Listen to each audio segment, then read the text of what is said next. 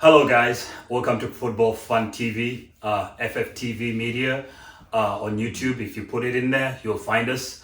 My name is Bryan and I'm your host today. If you like what you are seeing or any video on this channel, make sure you share it, like the video, comment, everything is welcome. Without further ado, we're gonna get into it. We're gonna talk about the Premiership coming up this weekend.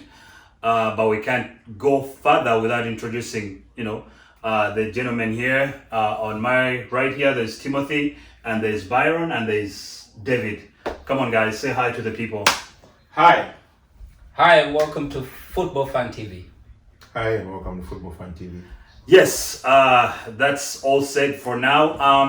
We're going to talk about a major issue that happened last week, and that was Liverpool's Van Dijk's issue when he got an injury and he's out for 7 to 8 months. That means he's not going to play this season, and we'll wait until next season to see what happens with him. I'm going to start with Timothy here. He's a big Liverpool fan, so he'll give me his opinion on what ensued. And then what's the next steps, because they need to be thinking about that as a club. He's a big part of their title winning team. So Timothy, I'm gonna ask you this, is this a major blow to your title retaining hopes? Yes, definitely, because everyone knows before we signed Van Dijk and Alisson, there were two glaring holes in our team. And that was the keeper and in our central defense. And as proved by last season and the previous season's campaigns, when we signed Alisson and Van Dijk, our fortunes improved greatly. And they are both a big reason why we won the league and the Champions League over the past 2 seasons. Van Dijk being out for the season is a very, very big blow to our team, because we don't have a deputy in the same mold as him, of the same caliber, of the same talent. So we have a very big glaring hole in our defense, and I don't know how we're going to do without him this season. We have Fabinho, who is a central defender, who may actually try and fill up that gap, but it's going to be a struggle to win games the way we did in the previous seasons. Byron, Liverpool still favorites in your opinion? Well, I think that it really depends on how they perform. I think they're going to be 10 games. The 10 games till January. And depending on how they perform, and also depending on how the other teams perform, because in my opinion, it doesn't look like any of the big hitters are running away with it right now. So Liverpool has these 2 crucial injuries, but Man City is not playing well. We know that Everton can't be able to sustain what they're doing. Aston Villa can't be able to sustain them. Spurs are being very spursy. United, I don't even have what to say. Arsenal is trying to rebuild. So you can't look at any of these teams and say Liverpool has these problems. These teams are going to run away with it. David, do you think Liverpool need a signing? Do you need to do any transfer business in January? In my opinion, they need to, because Van Dijk to me was pivotal in that team. I don't know, we always have that in football where we say the spine of the team. If you noticed, when they signed Alisson and Van Dijk, now that was the beginning of the spine of the team. They have a spine through from Alisson to Van Dijk to maybe Fabinho, Henderson in midfield, then to Salah. So that's more like it. And when you lose one of your best, your most important spine in the team, definitely you need to replace. But it's not going to be easy to come up with the same type of caliber as Van Dijk. They're not easy to go by, and they're quite expensive. And I don't think Liverpool's financial status, they're not a club that just splashes around money. They like to build players because they have a good manager who can do that.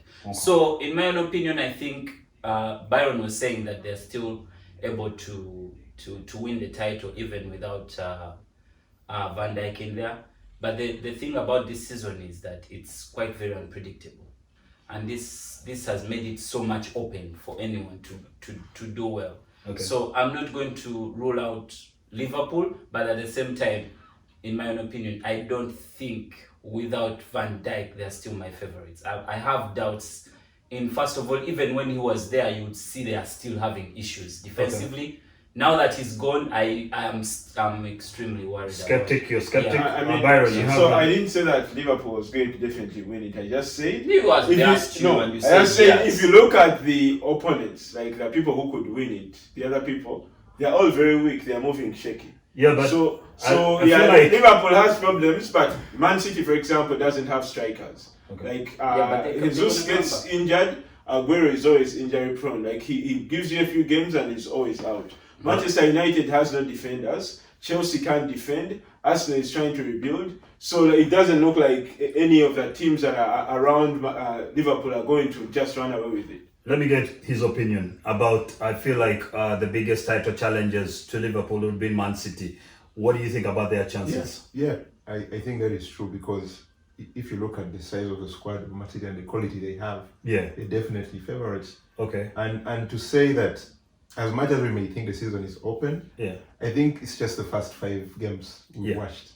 And because of the circumstances that we're playing in right now, because of the fact that maybe we don't have fans in the stadium, things look a little bit different. Yeah. But at the end of the day, because of the games are still contested, it's still going to be teams with the biggest squads and the best quality who most likely challenge for the titles. And that is the top 4 teams right now. Yeah. As much as we can talk about Aston Villa and Leeds and Everton. Yeah. They don't have the quality and the squad size to sustain a title challenge.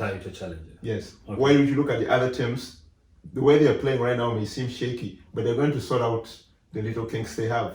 By the time we get to 10 games, but then we're going to have at least a clearer picture of what is but I think that's the same thing. Like you're helping make my point for me. The thing is that like Liverpool right now without Van Dijk, they're going to try to figure out things. Yes, in the next coming games. Yes, but the other teams are also trying to figure out the Liverpool squad doesn't have quality players in it.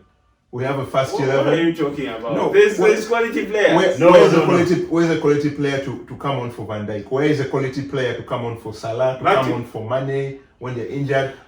What happens when? I think his point. I think his point.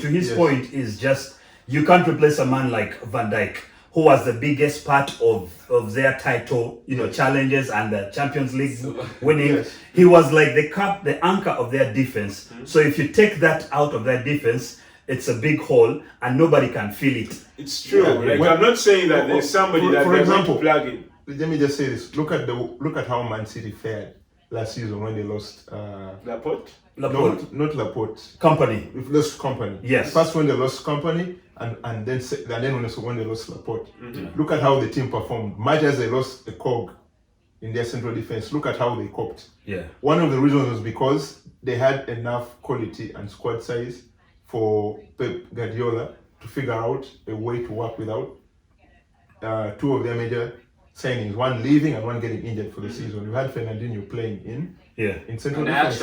And the only reason why he did that is because he had people he could put in the central midfield. And then you have Kevin De Bruyne, who actually they also missed for most parts of last season. But look at how their season ended. They still ended up being second. Okay. So that's what I'm talking about. Guys. One more. I actually think what he's saying is right. But to me, I expect Klopp to change his tactics now. Because without Van Dijk, they cannot keep playing that high line. Yes. They cannot keep playing that high line and expect that they are going to be able to counter the opponents who are going to be playing balls over the top. Yes. There is no Van Dijk in there. So now he has to change. That means they have to go a little deeper when they are defending. And not keep that high line where they press the team up high and win the ball fast enough.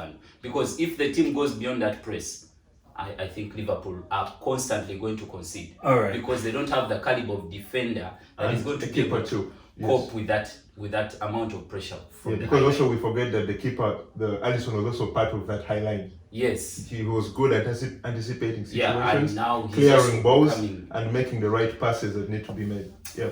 Okay, guys. Moving on. I think we'll just wait and see what how the league goes on with, especially with Liverpool. We'll keep an eye on that.